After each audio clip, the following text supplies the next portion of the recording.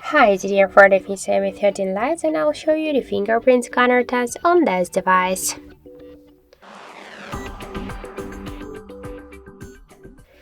So I just set up my fingerprint to the scanner and now I'll make a couple of tries to unlock the device with my fingerprint and we'll see how fast this feature is and does it works. So let's start. 1, 2, 3, 4, 5.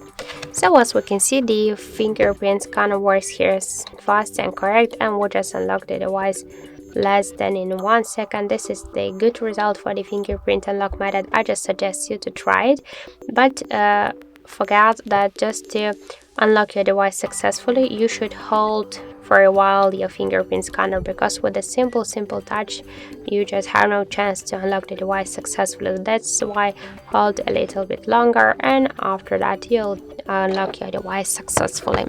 So that's it. Thank you for watching, and if you find this video helpful, don't forget to leave a like, comment and to subscribe our channel.